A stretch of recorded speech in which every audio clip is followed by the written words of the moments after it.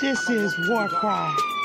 We're on the wall crying out for our children, our communities, our schools, our churches, our families. This is War Cry. Welcome to our reality. Gun violence, Chicago, Philly, Detroit, New York, Atlanta, just to name a few. Our black children are dying day by day. This is War Cry. Police brutality. Hands up! Don't move. I can't breathe. Hashtag Black Lives Matter. Hashtag All Lives Matter to Christ. This is War Cry. Drugs, rape, mass shooting, school violence. This is War Cry. Galvanizing people to pray for our children and to take action. Let's march on Washington. We want prayer back in you. This is War Cry. Cameras, memorials in every corner in our neighborhood. Who died this weekend? Oh no, not Miss Martha's grandson. This is War Cry. He was only 16. His brother died last year. He was only 13. This is War Cry. We the people. We're the elected officials. This is War Cry. We need the church. Where's the church? Only on Sundays. Get to the streets, church. We need you out there. This is War Cry. Girl, be gone. Boy, be gone. Mothers crying. Fathers being locked up. Welcome to our reality. Identity crisis. This is War Cry. Oh, they're trying to remove our history off the textbook. Oh, critical race theory? It makes them feel bad. It's our reality. Fake reality shows. We want the real truth. Stay woke. This is War Cry. HBCUs under attack. This is War Cry. Equal pay for what we do. We want a reparation. This is War Cry. Ashes to ashes, dust to dust. Wait a minute. Is that somebody else they're burying that looks like us? Only 12. This is War Cry. Oh, let us come together and pray for our young people, pray for our communities, pray for our schools, pray for our churches, pray that the government gives us what we need, a fair opportunity. This is War Cry, home of the brave, land of the free. Who's free? Our men are locked up. This is War Cry. Hashtag mothers against gang violence. Hashtag fathers who love their sons. Hashtag what would Jesus do? This is War Cry. I know who goes before me. I know who stays behind. The God of Israel's army is always by my side. Welcome, family. Welcome. This is War Cry for justice. Yes, for justice. This is War Cry. Welcome. Tell everybody to tune in because we have another dynamic show that's going to blow your mind. This is War Cry, an urban radio station crying out for our people. As you know, this is Black History Month, but every day is Black History Day. And is it really our history if they could tell it all in a month? James Brown said it better than I could ever say it. Say it loud. I'm black and some of us are not proud to be black. Some of us changed the way we look. Our skin colors changed the way our bodies are. Don't want to have this, big nose. I understand it. But some things just go with who we are. We are a resilient people. We shall fight and we shall win and we shall stay on this wall until victory is for everyone. This is War Cry. War Cry for justice. War Cry for Jesus. This is not your reality shows. This is your reality. We're not politically correct, but we're Christ correct. We're bringing you some things that you wouldn't hear anywhere else. And only the strong can survive. Let's bring our host on. Come on in. We have a dynamic cast of people here. We thank God. We thank God. We thank God. I have my long lost cousin, Glenn Simmons. He's here with us, and I thank God for him. I salute him. not as the United States did, because the United States did nothing for this brother. But I salute him with power to the people. Can everybody say power to the people? Power to the people. Power to the come on, power to the people. Power to the people. Power to the people. Power to the people. That's right. That's how this brother survived. So before we even get into this and do the introduction, I want the engineer just to put on a short video for us right now that I've picked out. On behalf of the Boston Police Department, the Mayor's Office, and the entire city of Boston, I want to say to Mr. Swanson and Mr. Bennett, the entire Bennett family, and Boston's entire Black community, I am so sorry for what you endured. I am so sorry for the pain that you have carried for so many years. What was done to you was unjust, unfair, racist, and wrong to every Black resident. I am sorry not only for the abuse our city enacted, but for the beliefs and the bias that brought them to bear in the first place. There is no world in which a piece of paper undoes the harm of this part of our history. But it is my hope, and the hope of our entire administration, that you might accept this letter of apology as a small step toward accountability for the damage done by our city.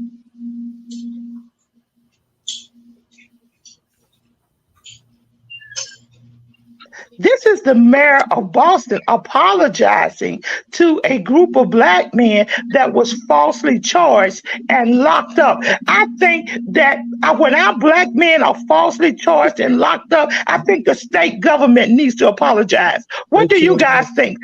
Starting with you, Dr. Eric, starting with you. Just introduce yourself, starting with you. Do you think the government needs to apologize when they make a mistake? Let's go. Hello. Good morning, everyone. Blessings. My name is Eric Laudet. I am working with several organizations. I'm a clinical consultant and licensed clinical social worker and psychologist working with fathers and families, fathers and sons. And we have a special organization called Fathers Forward, where we're going in the community, reaching out to the public schools right now and organizing fathers groups. I feel that it not only should they apologize, there needs to be reparations. Now, what do I mean by reparations? I just don't mean money. I just don't mean maybe a few acres or whatever they give, but everything, including bank accounts, including housing, including justice, including training other policemen how to really do work, not do prison work. Now hold it. Let me just say something. It sometimes goes beyond police.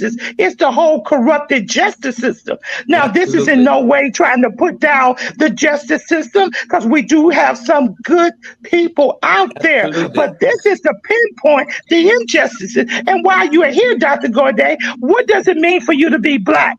This is the only month you should celebrate your history, 29 days. So what does it mean to be Black?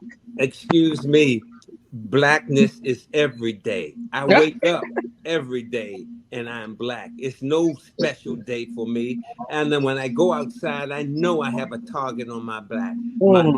We are actually here, and I am so happy to see such wonderful brothers and sisters here to support what we are doing. And I just want to say, I know this is off script, but Mr. Simmons, God bless you, brother. My heart, my soul, and my being goes out to you. You are awesome. Yes. And if there's anything I can do, I will do it for you.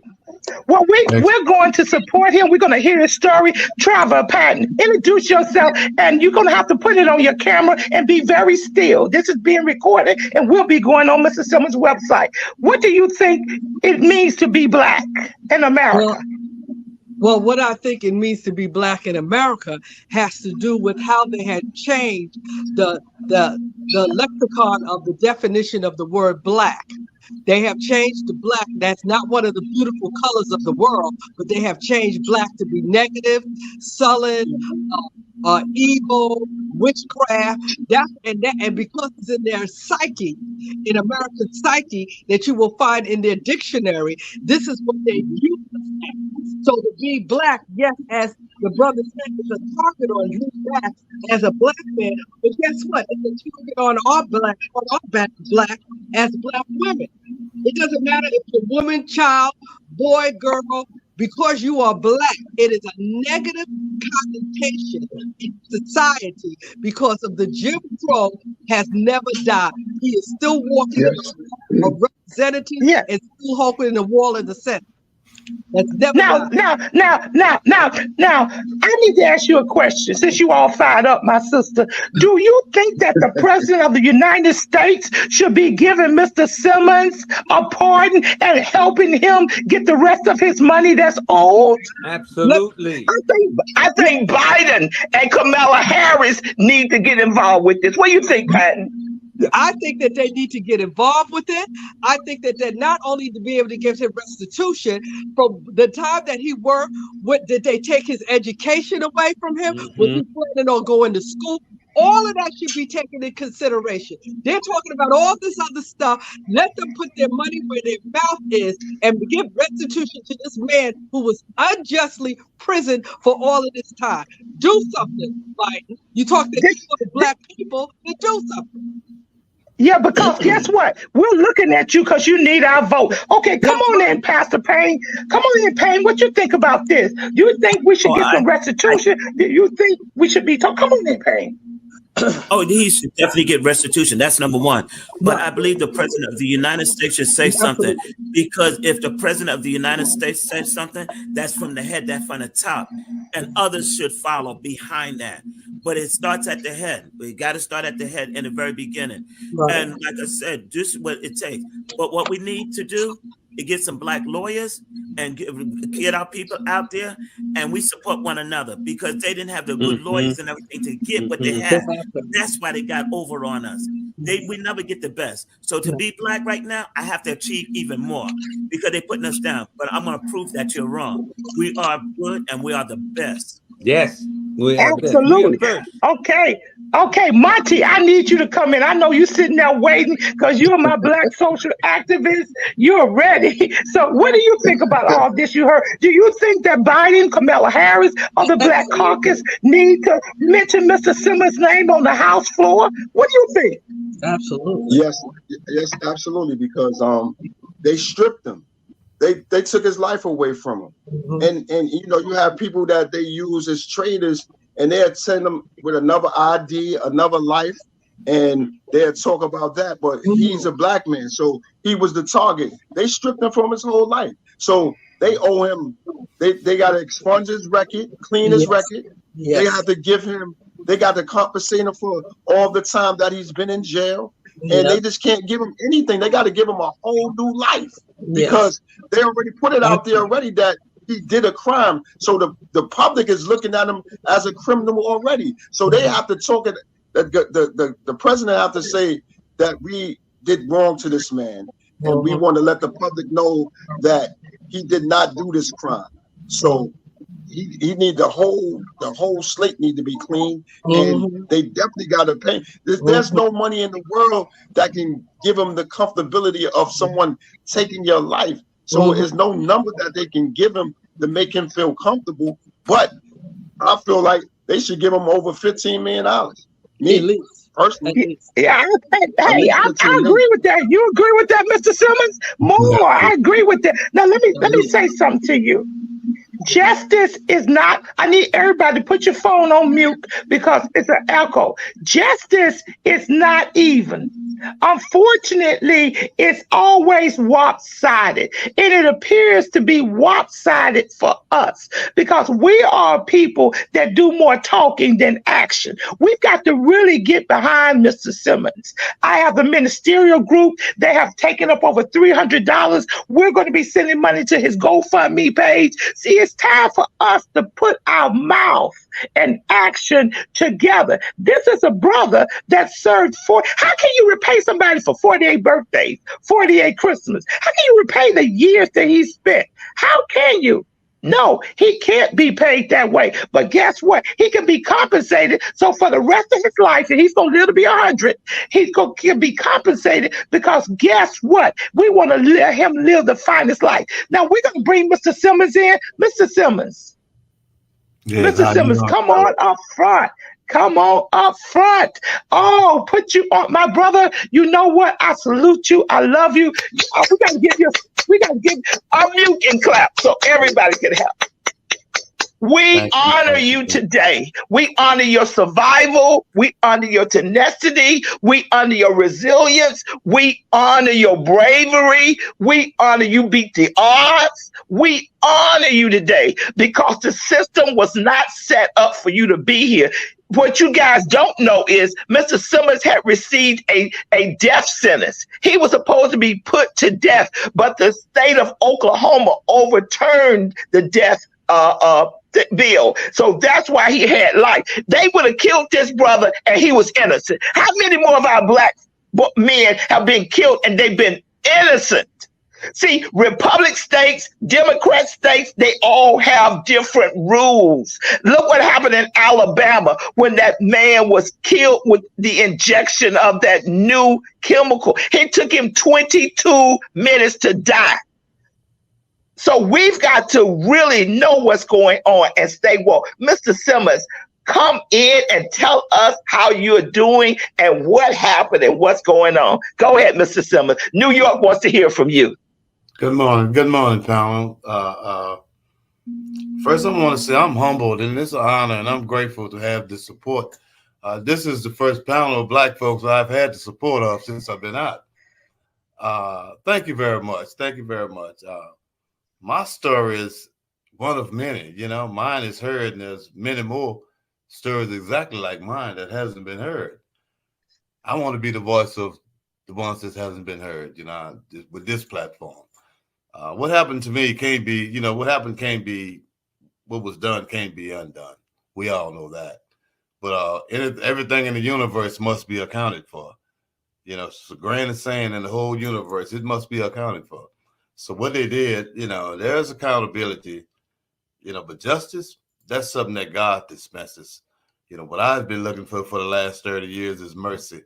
It was not to be found in this Oklahoma, you know, judicial system. You know, I'm good right now, though. I'm real good. I'm real happy. I would like to say I'm the happiest man on the planet.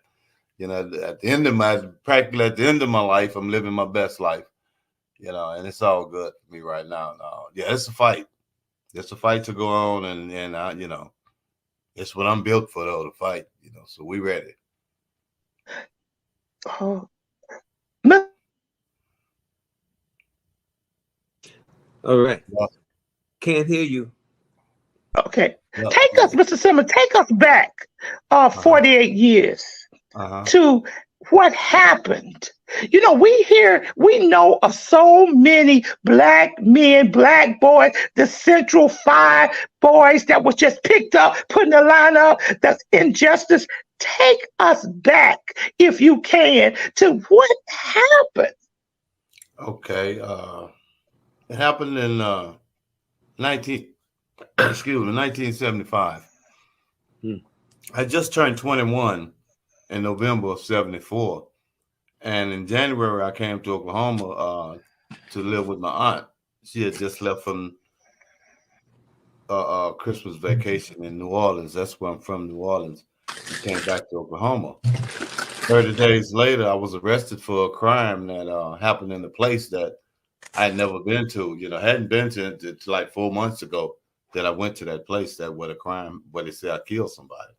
But anyway, they arrested me on a bogus robbery charge. And the people that got robbed came down and said that they'd never seen me before.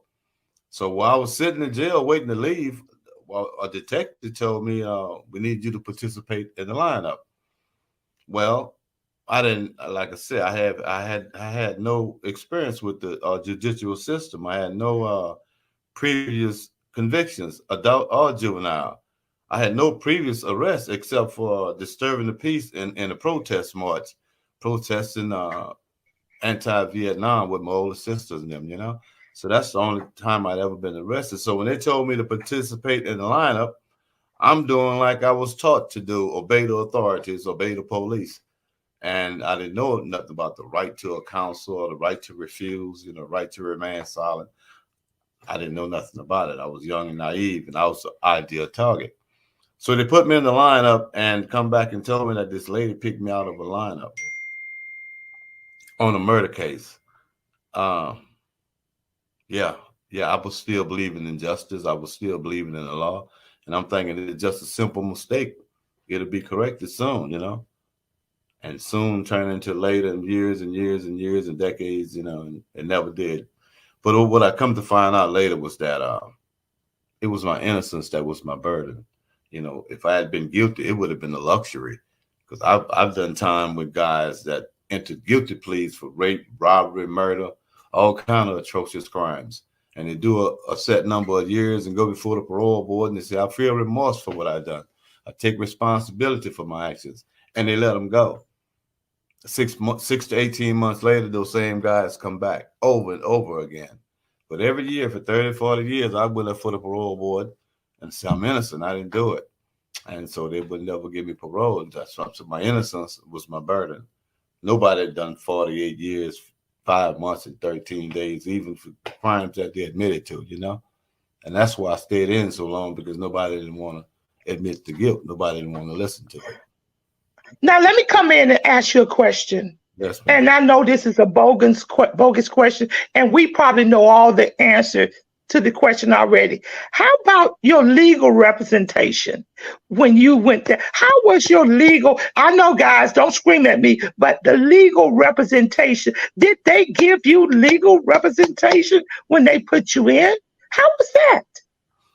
No, I hired my auntie and I hired an attorney, a black guy named Henry Floyd, friend of my auntie, drinking buddy, whatever, you know. But he came in to represent me in 1975. 1975. This guy got a law degree because of affirmative action. They need so many black folks in this corporation, or black folks, you know, how they was doing back then, trying to do the racial balance thing. And he was more afraid than I was, you know, and I was the one facing the death penalty. He was so afraid of offending them white folks, you know, in that jury room, you know. So I didn't have no representation, legal representation. He was a poor imitation of an attorney, really. Years later, I found out that he had been reprimanded, suspended, you know, disbarred 2 or 3 times and reinstated to keep doing it again and again. And now they didn't have no case, but the worst thing is I didn't have no representation. I clearly remember yeah. Now, and I'm going to let you continue. Your charge was manslaughter, murder. What was the charge, this bogus alleged charge that they brought you in on? What was that charge? First degree murder. They charged me with first degree murder. And at that time, Oklahoma had what they called a mandatory death penalty. It was no lesser included offense like a life sentence, or, you know, it was just murder. And if you found guilty of two or three elements, you know, like the murder of a police officer, or in the commission of a felony, or you kill somebody, you know, at a certain underage, then it was mandatory death penalty. The jury had no decision in the rendering of the punishment. So the high court, and that's the basic reason why my sentence was commuted from death to life, you know, because I didn't have a full trial by jury. Technicality. You know, other than that, I'd be, you know, dead by now. Thank God. Thank God. Now, did you appeal? Did your lawyer put any appeals in? Not that first lawyer, but I've been hiring lawyers for 40 years. I mean, wow. I've had so many lawyers on this case, and I'm an 8th grade dropout. But during my stint on death row, you know, when you're in them kind of situations, you're forced to be your best expression of yourself. And so I learned to read and I learned to write. Good. And I learned the law. Good. I learned how to apply. Thank you. Awesome. Awesome. I learned litigation, and so I never did stop. You know, I came to a reality when I was on death row. You know, I mean, when I got my sentence, when they commuted my sentence from death to life, I knew then that my options of ever getting out was few, Great. very few. Okay. You could escape, you could die, you get your case overturned, or you could make parole. But dying gonna take care of itself. So there were the three options on the table: get your case overturned, make parole, or escape. And I was determined not, you know, to keep all those options on the table at all times. And we're glad about that. Yeah. Now, Mr. Simmons, let me come in. Yeah, come Here in. you were. How old were you when you went in? 21. 21 years old, going into a system that's corrupted, and they're telling you death row. Oh my God. Death row. A 21-year-old black man, and they're saying death row. Do you know how he must have felt? God, we can't imagine the pain this man, and then they put you on death row. You was there with people on death row, and you were innocent, and nobody listened. Now, they do say that if you go before the parole, if you don't admit to a crime, you never get out. That's your primary example. They wanted you to admit to something that you said, I'm innocent, which means that you were just going to be there. Yeah.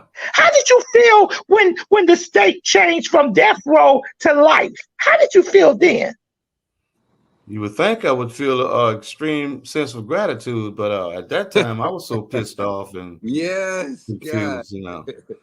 And being on death row every day waiting to die, you know, the electric chair it was real. I mean, they rewired the doggone thing and measured our head because they thought they had us dead, right? And so you had to come to terms. You had to come to terms with that, and you had to do it quickly.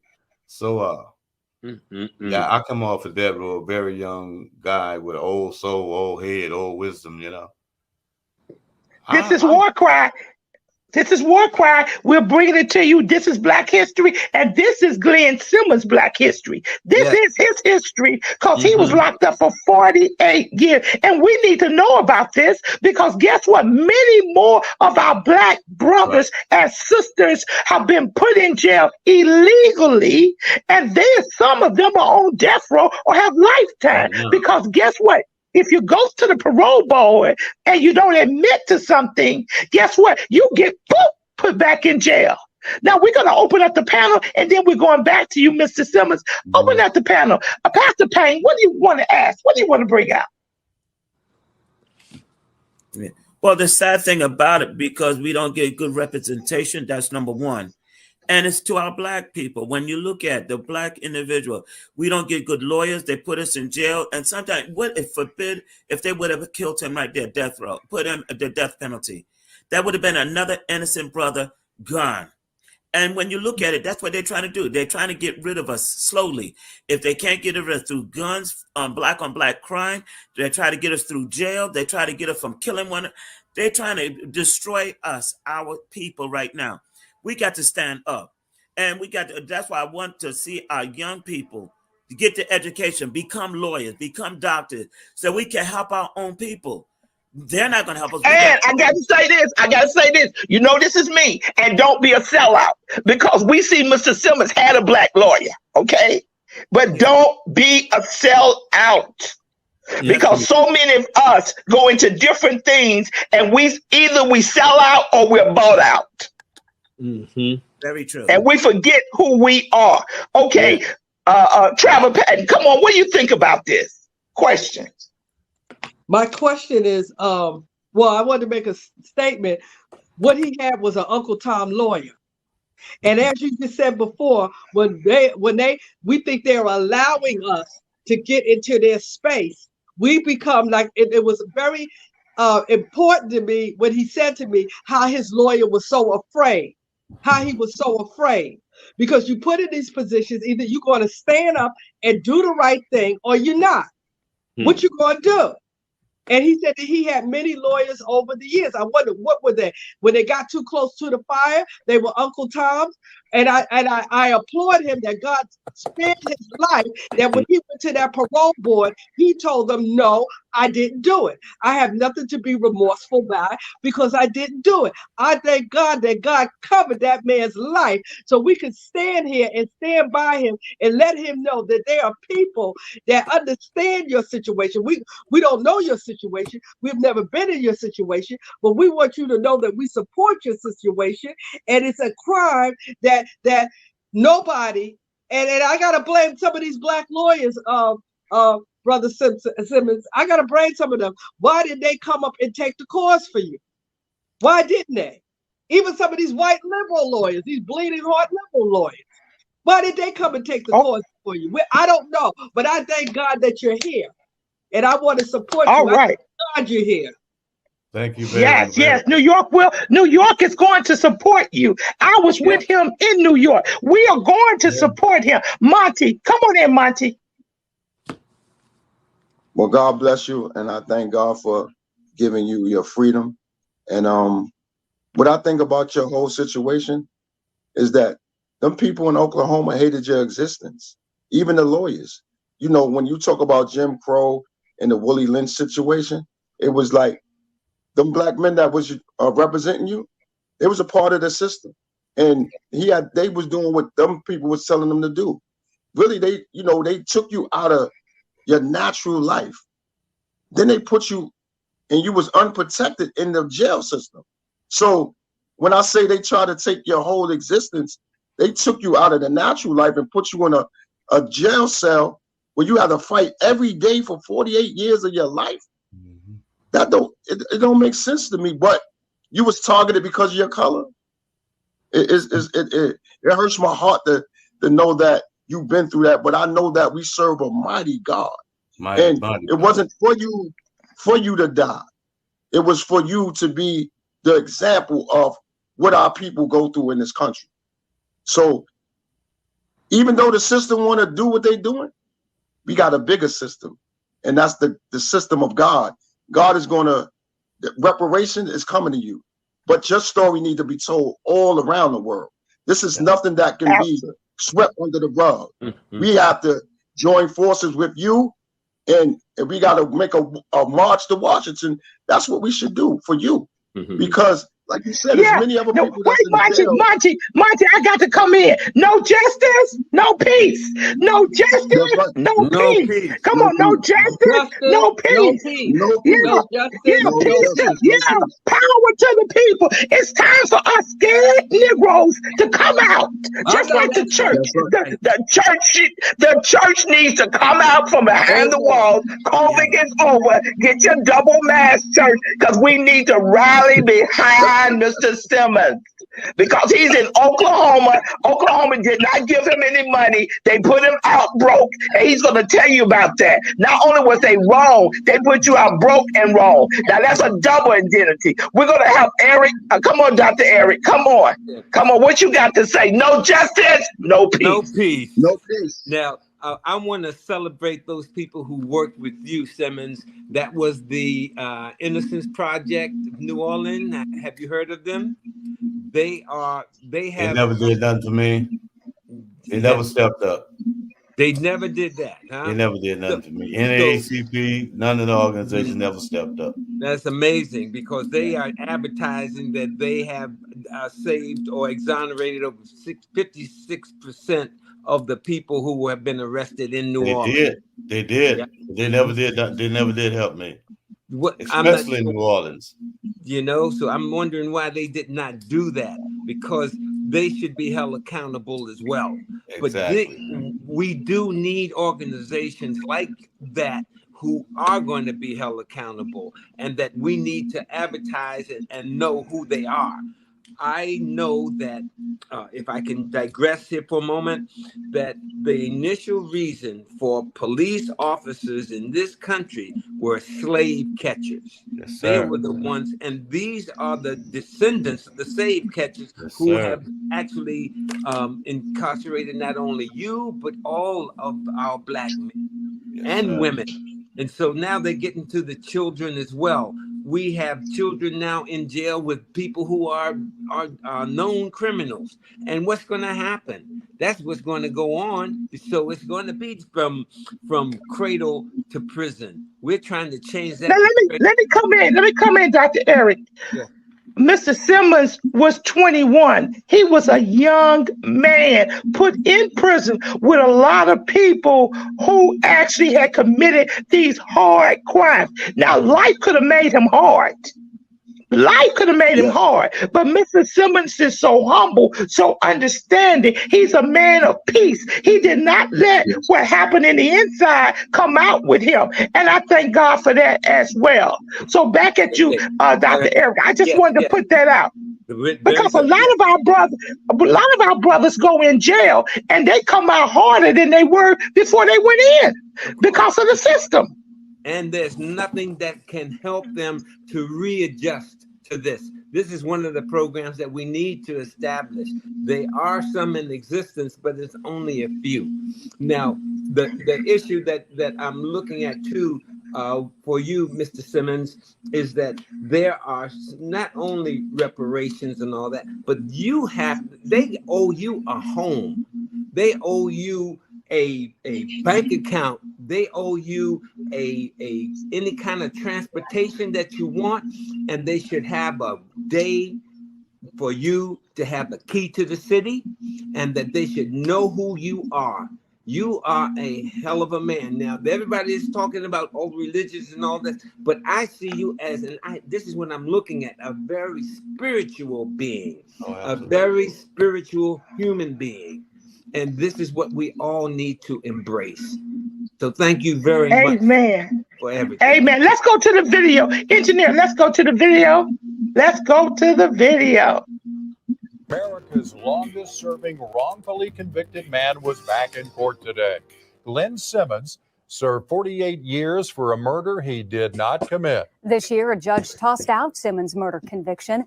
Today, Simmons was back in an Oklahoma County courtroom asking the judge to declare him innocent of the 1974 Edmond liquor store murder. And that is exactly what Judge Amy Palumbo did.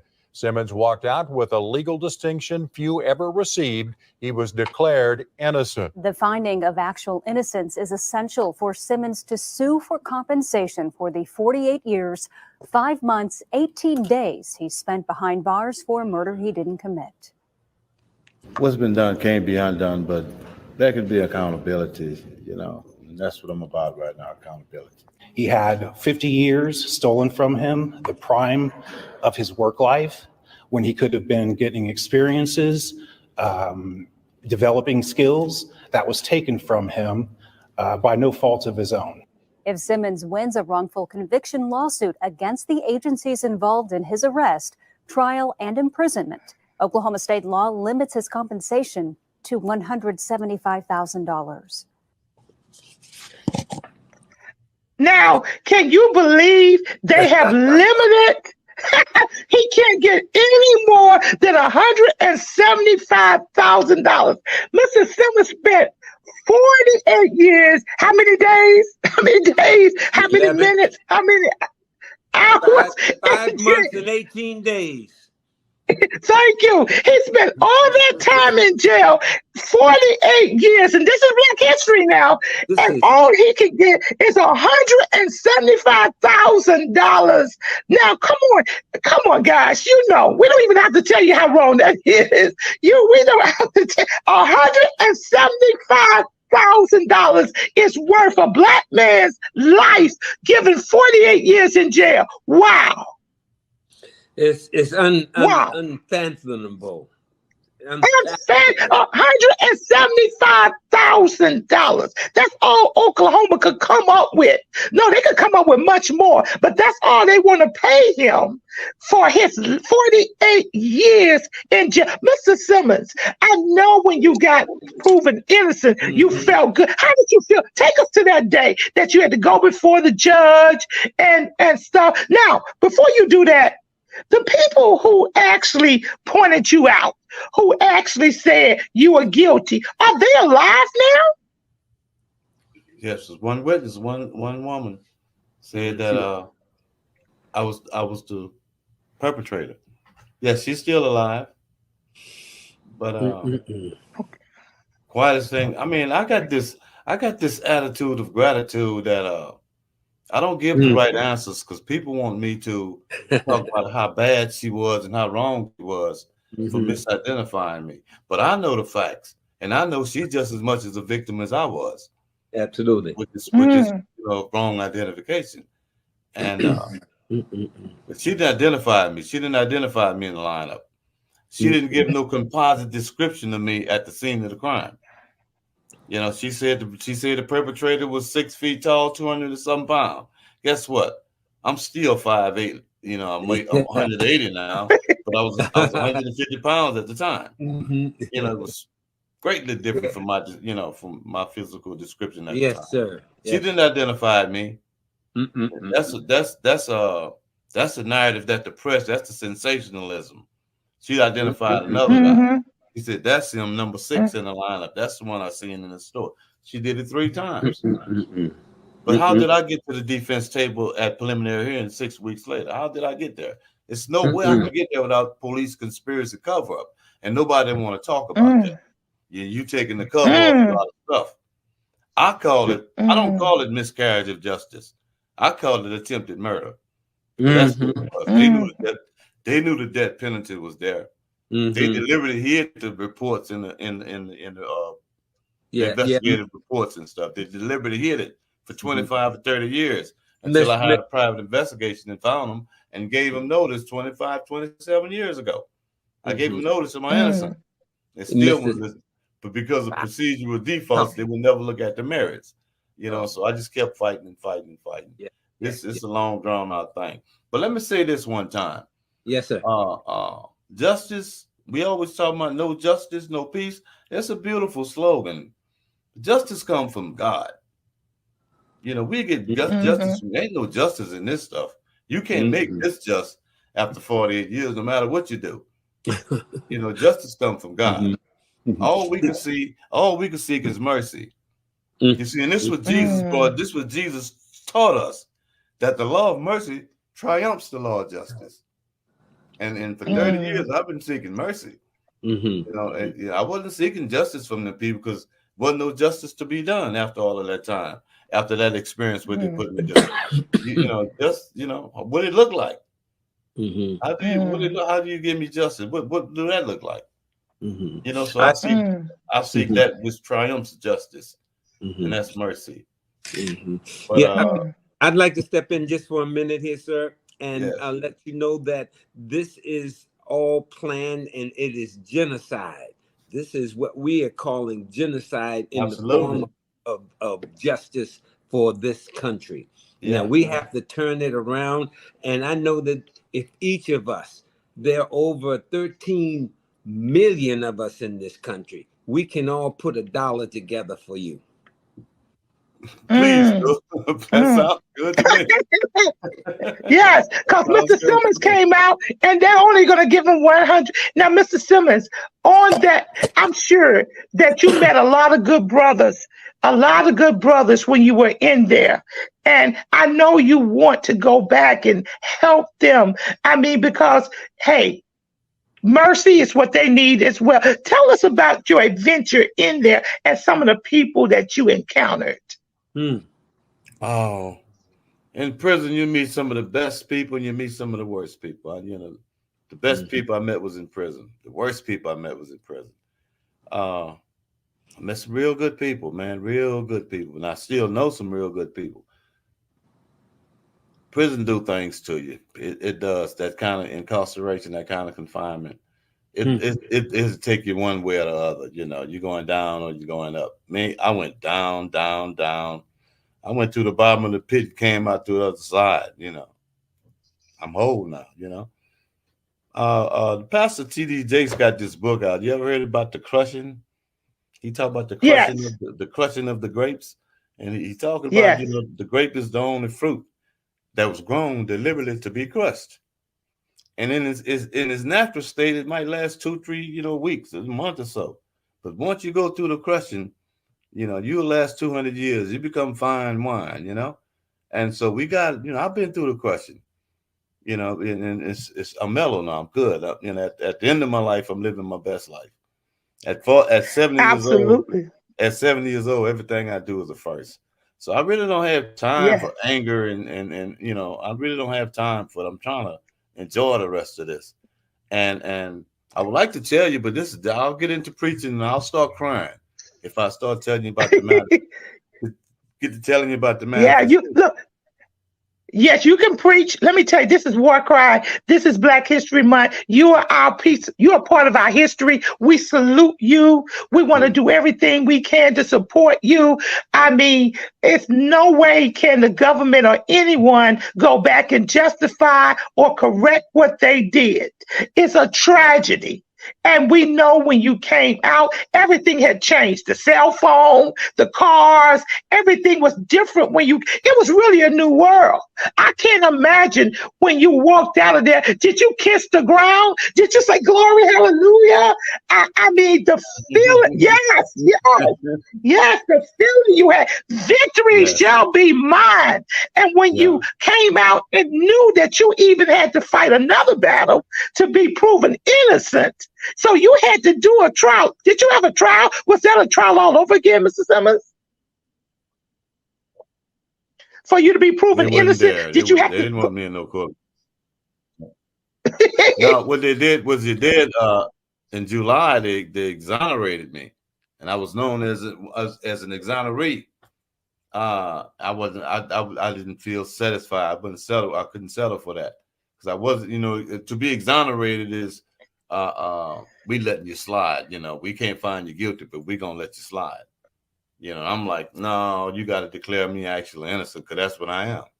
And so I filed an appeal for the judge to change the order from exoneration to actual innocence. And she seen the point I was making, and she, you know, called us back and gave me a declaration of actual innocence, you know, first in Oklahoma history that ever been done. But you got to insist on it. You got to stay on it, you know. Come on, guys.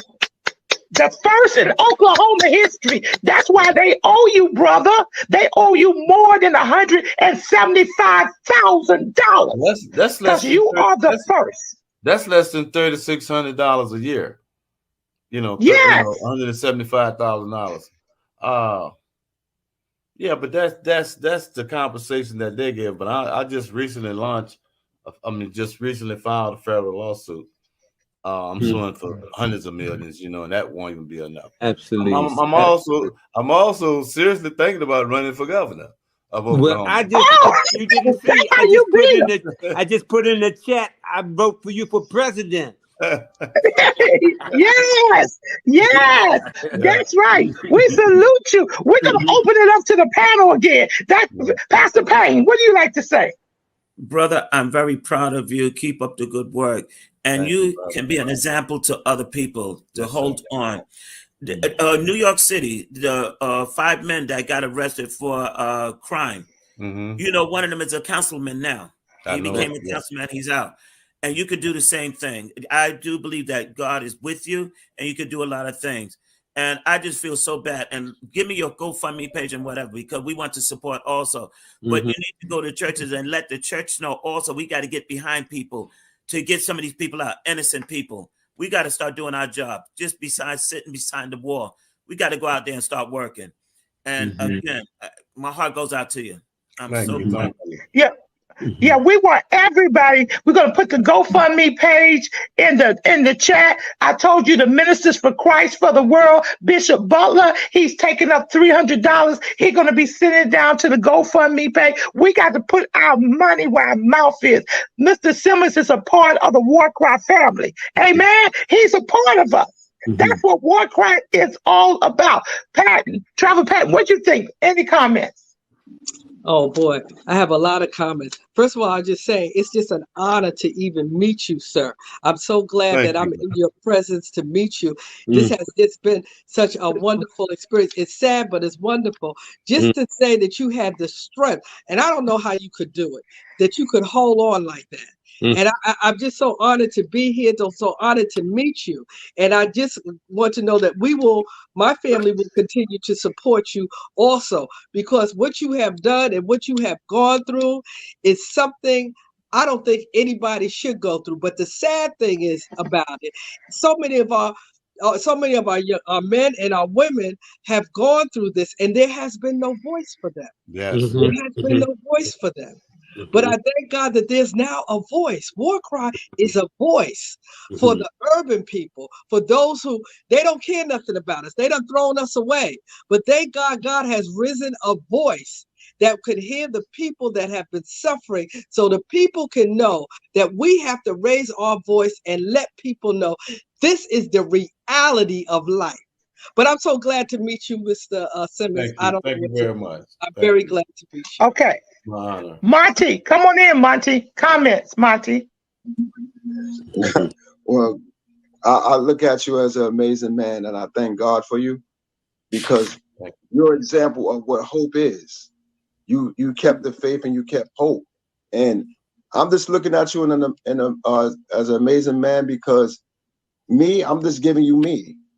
I'd have been on fire, but in time heals wounds. But I'm just saying, brother, anything you need of me to assist you in, I'm there for you. Whatever you need from me, you could call on me. If you need me to come down to where you're at, I'll come and march with you. I'll come walk with you. I'll come talk with you. I'm a leader of a thing I host every first Saturday of every month called Am I My Brother's Keeper? Yes, I am. I will come and be with you no matter what it is that you need. I would help you. Could I say this? Could I say this, Valerie, real quick? Yes. Real soon, in the next couple of weeks, I'm planning on launching my my nonprofit. I got this nonprofit that I'm setting up, Grace Redemption Salvation, a formula for reintegration. This for the brothers that's coming out. Yes. My objective is to curtail recidivism. I can't catch them from the front end putting them in, so I leave that to the lawyers. But coming out, I had a lot of brothers came out of prison with degrees and good intentions and everything, and they wind up coming back.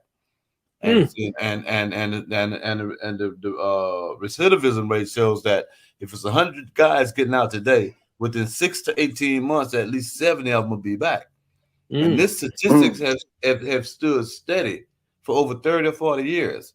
So when numbers stay that steady, it got to be somebody got their hands on the scale and making sure this happens.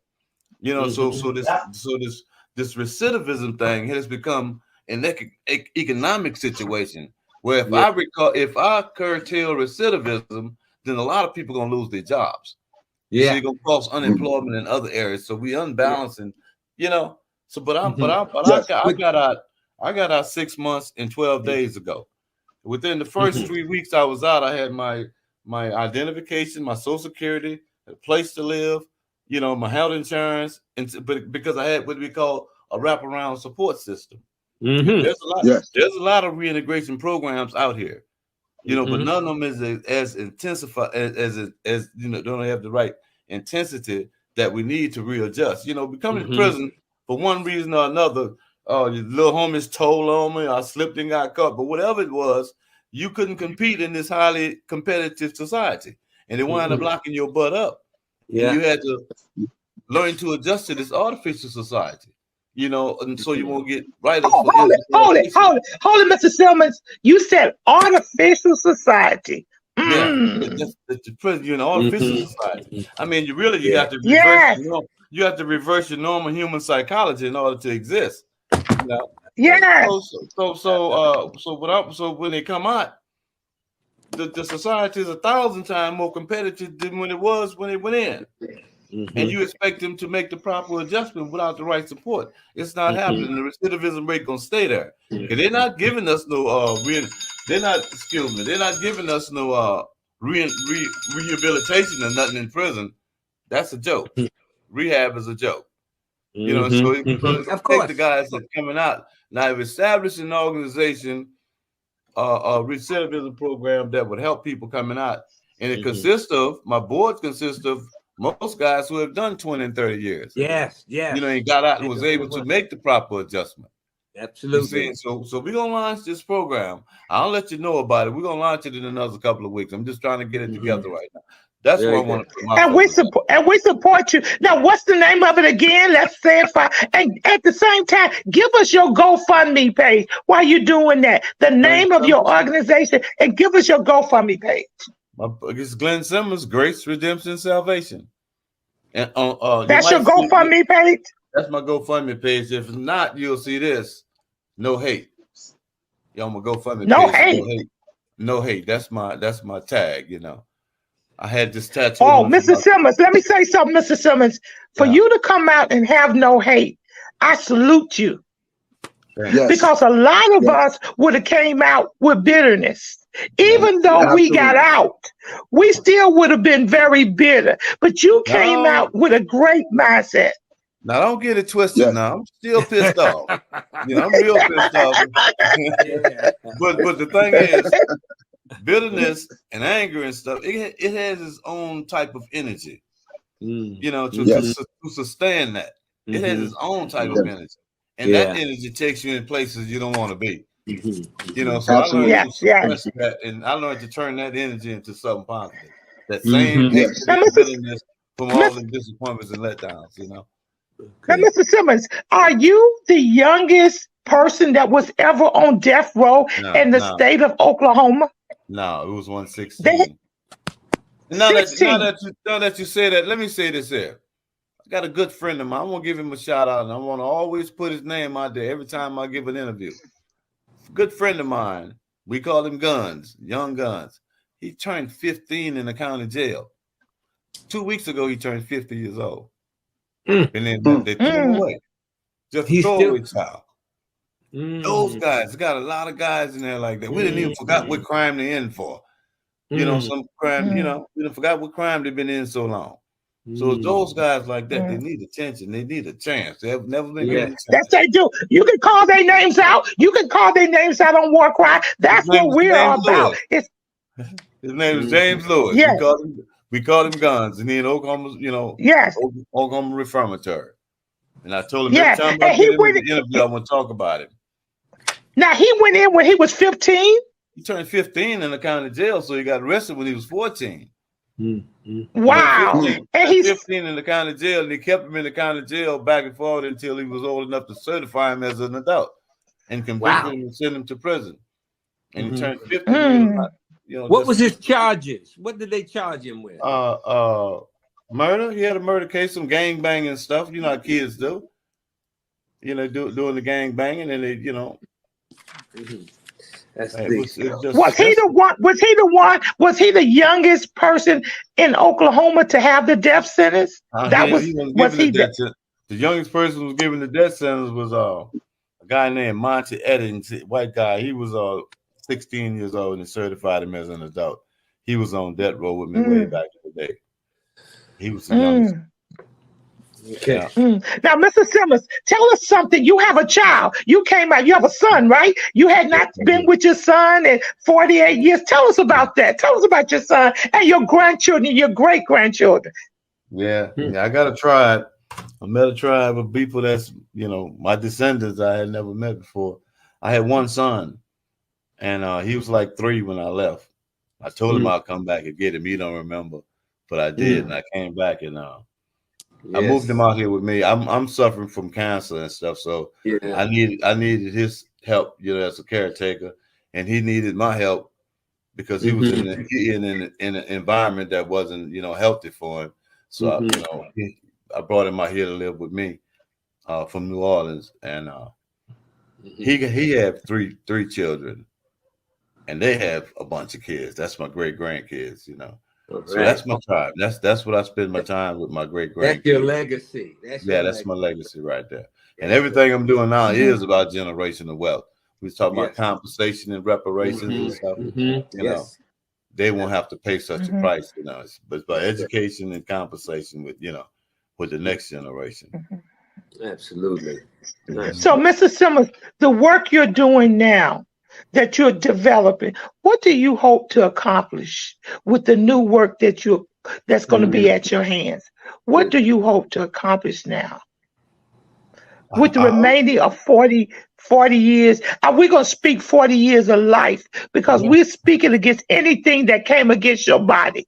We're speaking against that, Mr. Simmons. We're going to give you they took 48 years. We're going to speak 48 years back to you. Thank you. I believe it happens. I Through believe the name of Jesus, through the word of Jesus, because you've got a lot. So what do you hope to give now to back? I hope to heard some people talking about legislation, the Glenn Simmons Act, and I was asked, what would I contribute to the Glenn Simmons Act? We're a nation of laws. Nothing happened except for by the laws. We stayed in slavery 300 and something years, not because a gun to our head or the slave master was brutally holding us down. It was because there's legislation, and they kept passing legislation for 300 years that would keep us in slavery. That's the same system that kept me in for 48 years. So, I could forgive the people, but the system needs dismantling. So my thing is, I gave notice 25 years ago about my innocence, and I got all the documents and everything to prove it. But I was barred from hearing the merits of my case because of some procedural default. I was actually innocent. The parole board, the commutation board, the pardon board, all these are entities of mercy, but they're trying to dispense justice where they're supposed to be doing mercy. These things this is what I'm trying to change. We shouldn't have to work. We shouldn't have to wait 30 years, to get your innocence hurt, But I was held back because of the procedural defaults, what they call res judicata and latches, meaning that I should have brought up the issue before, or I didn't preserve the right to challenge it now, because I waited too long, all that kind of stuff, and I'm innocent. And so these procedural defaults prevented every one of them judges and every one of the magistrates that I done filed all these posts, they prevented them from looking at the merits of my case. And they kept denying me, not because of lack of merits, but lack of procedural, process. These things need to be changed. So my thing is to try to affect the legislative acts. I stayed in 48 years, and each year I was in prison, they was giving me 2 or 3 days earned credit, right? That means if I do 1 year, I get 3 years. You see what I'm saying? If I do 1 year, and this is by the legislative lady, they say earned credits. They didn't say good time or work time. They say earn. And you can't take something for me that I earn without due process. I'm going to fight you all day long, if you're trying to, deprive me of what I earn. And so these legislative processes and stuff, and I've been arguing how many years is life? I done 48, and you gave me, 3 times that much. So I done 144 years. I've had 144 years sentence out of flat time, out of discharge. So tell me, how many years is life? It's an indeterminate number because nobody can't put no number on it. Oklahoma outlawed indeterminate sentences 20 years ago. You see, so what they had me doing was death by incarceration, but they won't put no name on it. I wasn't doing a life sentence. I was doing death by incarceration. So they took it away from death by execution when they outlawed the death penalty, but they still had me under the death penalty with death by incarceration because they had no intention to never let me out. So these are kind of things in the future that I want to change and bring light to, things that right before our eyes and we don't see how they work, Okay, everyone listening, we want you to go to Mr. Simmons' GoFundMe page, and we want you to help Mr. Simmons. When he got out of jail, his GoFundMe page was 0. They didn't let him out. You didn't have any money when you got out. Is that true, Mr. Simmons? Didn't have a dime. I came out absolutely broke. Well, I started trying to decipher what the Messiah was talking about when he said, "Why I marvel at the things I do when you can do even greater." Now, I had been hearing this all my life. A couple of years ago, I had an anxiety attack. And it just got to be way too overwhelming for me. But out of that anxiety attack came this revelation of Christ. And it wasn't just something you quote. He was giving us the power. He said, "Why marvel?" And he was talking to his disciples. Check this out, Pastor. He was talking to his disciples who had been sitting there watching him heal the lame, make the blind see, walk the water, steal the wind. He even said that he raised the dead. You know, and he's doing all these things, and he tell these guys, he say, why marvel at the things I do when you can do even greater? He didn't say the blacks could do it, or the whites could do it, or the rich, or the poor, or the Muslims, or the Christians. He said, you can do it. And so I was bound and determined to find out what is he talking about. You know, everybody's saying they believe in Christ. You know what I'm saying? But they don't ever figure out what is he. He's talking about a applicable, a practical thing that you can do. It is a process. And the process starts with belief. That's the first step of the process. Ain't no instant healing. You know what I'm saying? They don't tell us about the process, but he gave it to us. He gave us the power. Jesus is not coming back to help you. He gave you the power to help yourself. You know what I'm saying? He said, you can do it. So I started doing this. I started doing this manifestation thing, right? Turning all the powers in the universe into my favor, right? And it started working.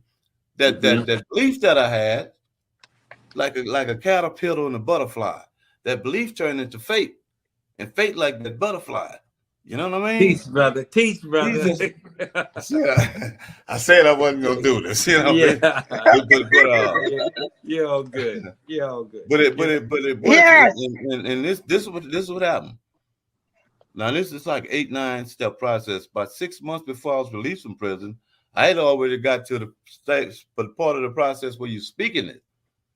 You ain't just believing it. You're just acting. You're speaking it, right? And I'm like, my name is Glenn Simmons. I'm a free man. Every time somebody says something, and they say that guy finally lost his mind. Right?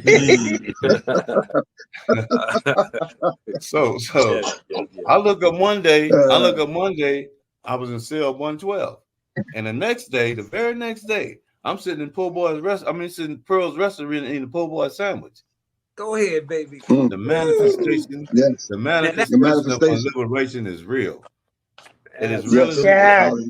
and that's what I'm saying. Yes, Mr. Simmons. But check this out. Yes. Let me double down on that about Go this ahead, manifestation. brother. Take your time. I came out of prison with stage 4 liver cancer. That's been what it is today. Yeah. The market is down. What is it today? What is it today? It was down to it was 40. It was 40. It was 27 when I got out. Today it's down to 2. Woo. This is the manifestation of the restoration. Yes, sir. This is the manifestation of the restoration of health. It works on all levels. You think the manifestation of the accumulation of wealth ain't gonna come? I ain't worried about what them people give me. That's right. That's right. I ain't worried about. We in America. This is the richest country in the world. I ain't worried about. That's right, Mr. Simmons. You know. That's right, Mr. Simmons. I done raised enough money since I've been out from the charitable donation of people like y'all.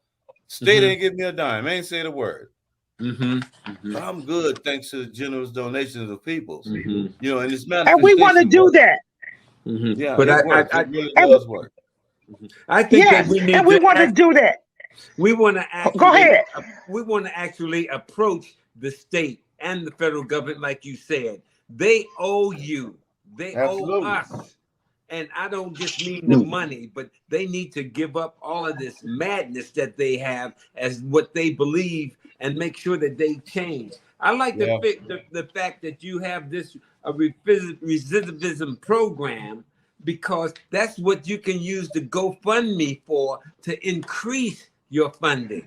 So that 501c3 that you're talking about now, I would love to support that in any way I can, as an advisor or as a therapist or anything that you can do. I'm a licensed clinical therapist. Okay, and that's that's good. That's good. I'm gonna make sure I stay in contact. All right. Yes, yes. I'm gonna give you his contact number, because we want now to just make sure everybody on the panel's contact.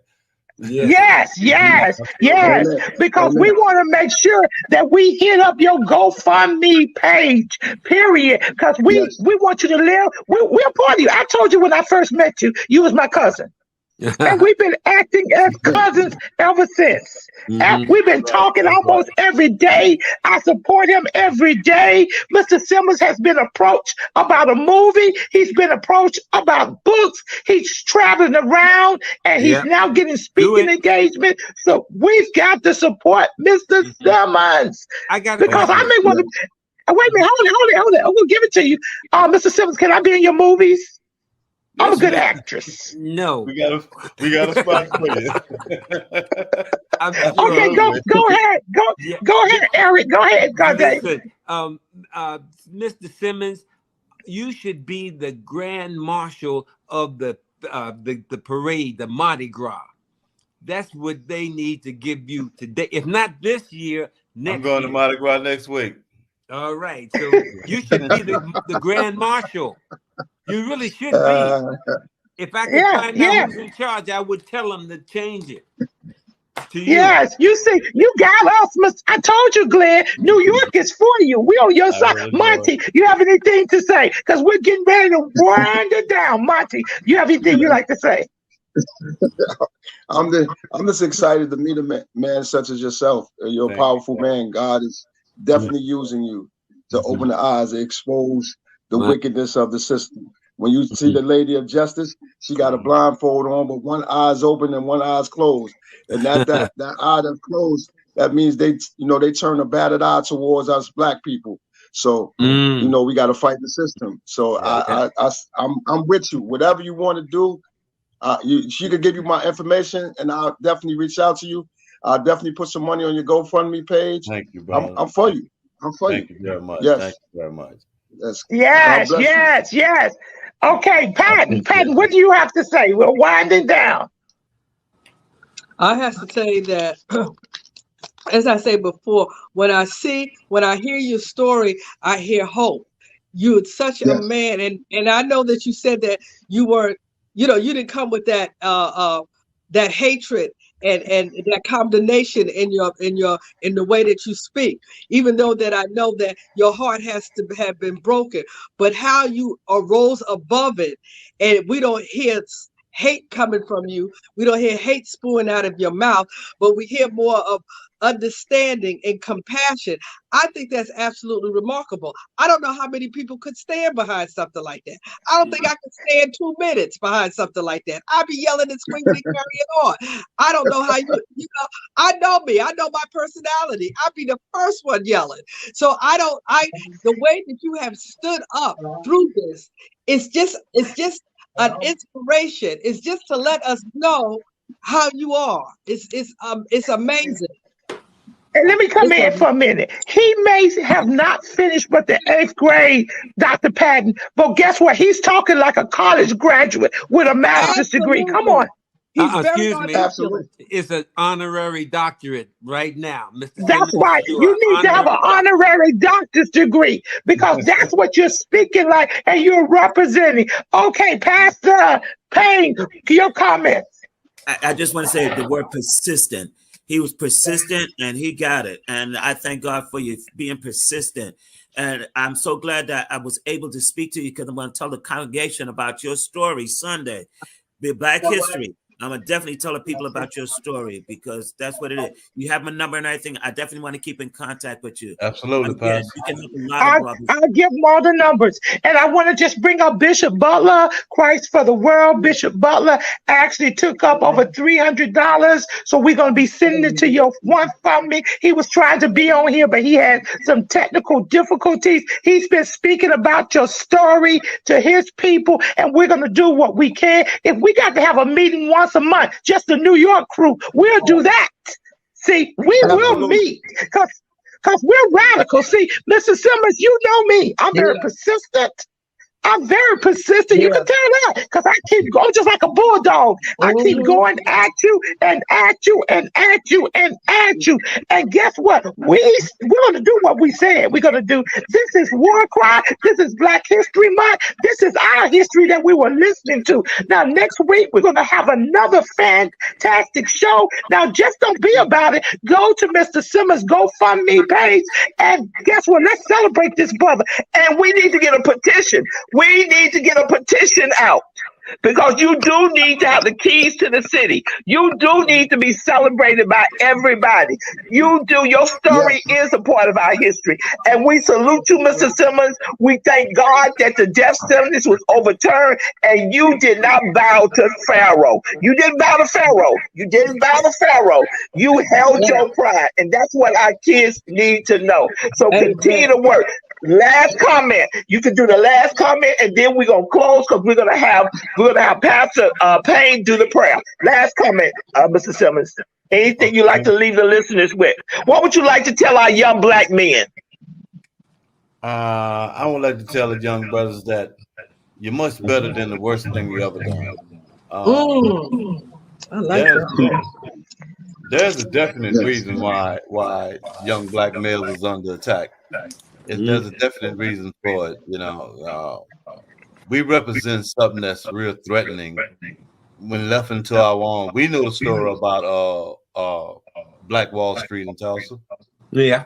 You know, we know what happened when you leave us into our own, when you call yourself segregating us and we get together and do our own thing. You know, we know what comes out of that. You know, 35 years after slavery, we done built, you know, a city. You know, we building it up. Let us ride for 100 years, and you know, we own this thing. Yeah. So it's a plan why they try to keep us hating each other, not liking each other. Yes, let me say this. Let me leave you with this here. Read this book called The ISIS Paper by Dr. Francis Cress Welsing. Francis Cress, you know, God bless her soul. Yeah. It's called the Keys to the Colors.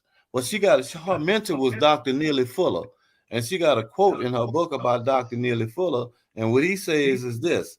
He says, until you understand white supremacy, not only what it is, but mainly how it works, everything else you think you understand going to confuse you. You know, and we got to know how it works.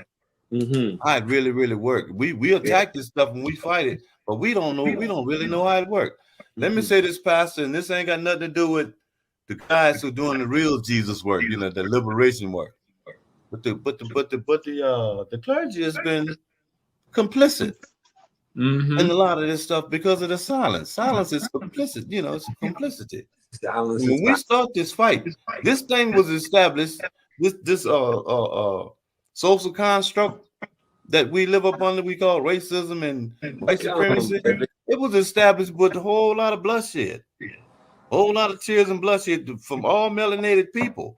It's not going to be dismantled without bloodshed. Hello. Understand this. That's right. When we get Absolutely. to what is that saying that you had? You said you're much better than your worst. What was that? You're much better than the worst thing you ever done. Okay. Yes.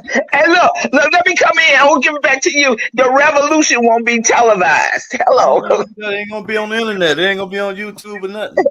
You know, That's it's right. happening in here. It had to happen right here. The revolution. Yeah. You know, the prophet said, never will God change the condition of the people until the people first change the condition of their hearts and minds. Change not only what you're thinking, but how you thinking. You know? Not only what you feel, but why you feel what you feel. And our people won't change, and we're gonna constantly catch this hell until we change our thought pattern. Everything in the universe, there's a pattern. The sun, the moon, the stars, the blood in your vein, it all works on a pattern. Your thoughts, you got a thought pattern. And the way we think is on a certain pattern, you know? We got to change the way we think and the way we approach things, the way we look at things. That's how I got out of prison. I didn't get out of prison because I was so strong and stayed down. I got out of prison because I changed the way I was looking at the manifestation of Christ. I changed the whole pattern how I was looking at it. And I looked up and I was free. So this is what we got to do. Amen. This is what we got to do. We got to change not only what we think, but how we think. It's not either or, it's either or and. Either or and. You know. Amen. We just got to. Amen. Amen. I just want to leave it like that. You know, we are the flavor. God gave us. And black is beautiful. Black is beautiful. Black is beautiful. And I'm proud. So we black all year round, but this month we blackity black. You know? and Dr. Godet, I hate to bring this up, but you know the 6 components of the brain. Yeah, go ahead. You studied the brain. Come on, I'm not gonna go that way. That's for a different subject. But the 6 components of the brain, that's what Mr. Simmons was tapping in. If we tap into those components that we have, that God has given us to use, we never fully use our brain. We can manifest things. God gave us the power. Absolutely. But we can't manifest it because we haven't tapped into it. It's so much negativism that we've tapped into it. This is War Cry for Justice. And we'll be back next week at the same time learning about who we are. We thank you, Mr. Simmons. I love you. I'm going to call you. We want you to hit up his fund. Look, you're a part of us now. We're going to meet once a month or once every 2 months because, see, we're going to get a T-shirt. That's the way we do it in New York.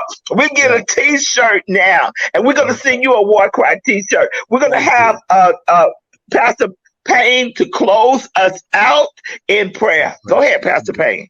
Father, in the name of Jesus, Lord, we just want to say thank you. We thank you for this session this afternoon. We thank you for Glenn Simmons, how you have freed him. We want to say thank you, but not only him, but other men that you have freed. And Lord, let us, the information that we receive today, let us pass it on to the congregation, to the mosques, to the temples, to other individuals, that this will be history. And we just want to say thank you right now. We thank you for Glenn Simmons. We thank you for his family. We thank you for his children. We just ask you that you just have your way. Bless each and every individual that's on this line. And we give your name the praise, the glory, and the honor. In Jesus' name, amen. War Cry for Justice. See you guys next week.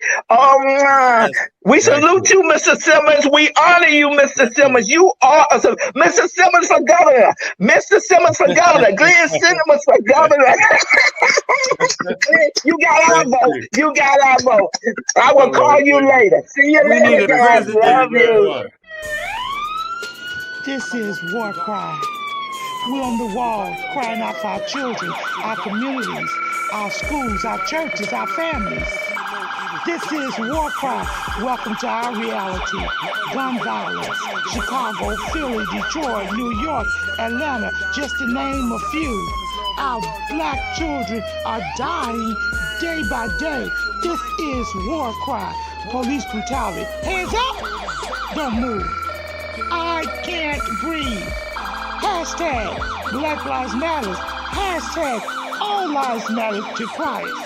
This is War Cry. Drugs, rape, mass shootings, school violence. This is War Cry. Galvanizing people to pray for our children and to take action. Let's march on Washington. We want prayer back in school. This is War Cry. Cameras, memorials in every corner in our neighborhood. Who died this weekend? Oh no, not Miss Martha's grandson. This is War Cry. He was only 16. His brother died last year. He was only 13. This is War Cry. We the people. We're the elected officials. This is War Cry. We need the church. Where's the church? Only on Sundays. Get to the streets, church. We need you out there. This is War Cry. Girl, be gone. Boy, be gone. Mothers crying. Fathers being locked up. Welcome to our reality. Identity crisis. This is War Cry. Oh, they're trying to remove our history off the textbook. Oh, critical race theory? It makes them feel bad. It's our reality. Fake reality shows. We want the real truth. Stay woke. This is War Cry. HBCUs under attack. This is War Cry. Equal pay for what we do. We want a reparation.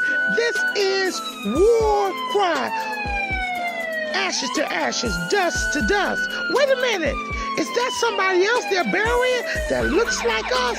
Only 12. This is War Cry. Oh, let us come together and pray for our young people, pray for our communities, pray for our schools, pray for our churches. Pray that the government gives us what we need, a fair opportunity. This is War Cry, home of the brave, land of the free. Who's free? Our men are locked up.